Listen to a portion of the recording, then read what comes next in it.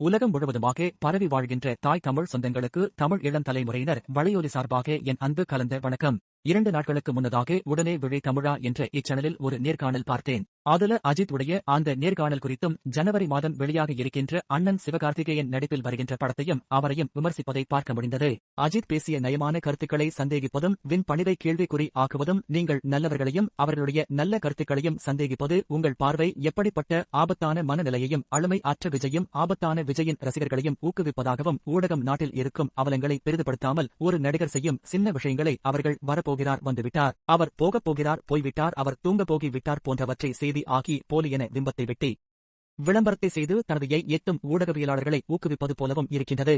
அது வேண்டாம். அது தவறான வழிகாட்டுதல் மற்றும் பார்வை. இதற்கு வருணும் ஜெபஸ்டினும் பதிலளிக்க வேண்டும். உடனே விழி தமிழா ஒத்துக்கிட்டாரு, நான் மாறிட்டேன்னு ஆன வருண் புதுசாக சாயத்தை புசுராங்க சொல்லிட்டு நீங்க இப்படி ஒரு கருத்தை பதிவு செய்வது வேதனை அளிக்கிறது. காரணம் வெகு நாளாக உங்கள் இருவரையும் பின்பற்றுவதால் இந்த கருத்தை வலியுறுத்துகின்றேன். தமிழ் தேசியத்தை ஆதரவாக இருப்பவர்களும் மக்களும் அதே கருத்தை முன்வைக்கின்றனர். திரு பாரிசாலன் அவர்கள் அண்ணன் வந்துட்டு சமீபத்தில் ஆதன் செய்திகள்ல பேட்டி கொடுத்த போது சீமான் அண்ணனோட திமுக எதிர்ப்பு மீது சந்தேகமாக இருக்குன்னு சொல்லிருக்காரு. அண்ணே பாரி அண்ணே, நீங்க ஒன்ன புரிஞ்சுக்கணும். இப்ப வந்து துக்கம் என் தம்பி வீட்ல நடக்குது, என்னோட நண்பர்கள் என்கிட்ட வந்துட்டுதான் கேட்பாங்க, என் தம்பி மனைவிட்ட இல்ல அண்ணேன். மேலும் இது மாண்பு மானங்கெட்ட செயல் அல்ல. இதுல ஆவதோரு தமிழ் தேசிய களத்துல இருக்கு. கடைசி மற்றும் ஊற்றை நம்பிக்கைக்குரிய ஒரு தலைவன் மற்றும் கட்சியாக நாம் தமிழர் மீதான இந்த விமர்சனம் மிக தவறானது. அதே மாதிரி திமுக வாக்குகளை உடைக்க திமுகவிற்கு எதிரான வாக்குகளை வந்துட்டு ஒரே இடத்தில குவிக்காம அத எல்லா கட்சிகளும் தனித்தனியாக இருந்து வாக்குகளை பிரிச்சு திமுக வெற்றி பெற செய்கிறீங்கன்னு சொல்றீங்க. அப்ப யாரோட சேரணும் சொல்லுங்க?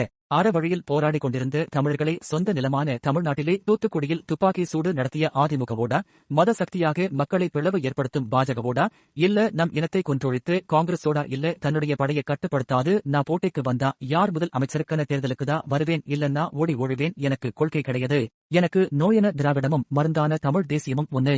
சோல்காரரே அந்த ஆபத்தான மனநிலை கொண்ட கூட்டத்தோடவா, இல்ல கருதியில கருத்தால எதிர்கொள்ள முடியாம ரவடித்தனமாக நடந்து கொள்ளும் அமமுகவோடவா, யாரோட? இந்த கருத்து தமிழ் தேசியத்தை பலவீனமாக்கும். இது நல்லதல்ல. ஒரு இயக்கத்தை கட்டியதாலேயே பலர் தமிழ் தேசியத்தை ஏற்றுக்கொண்டவர்கள் உங்களை பின்பற்றுவதாலேயே நீங்கள் இது போன்ற கருத்துக்களை உங்கள் போராமை மற்றும் காழ்ப்புணர்ச்சியை காட்டவோ பதிவு செய்யவோ வேண்டியது இல்லை.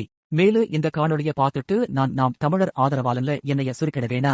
ஆனா நான் தமிழ் தேசிய களத்துல அரசியல் கட்சியாக இருக்கிற ஒரே நம்பக தன்மையான உறுதியான பேராற்றல் கொண்ட ஒரே கட்சியாக நான் கருதுகிற ஒரு தமிழ் தேசியவாதி, அவ்வளவுதான்.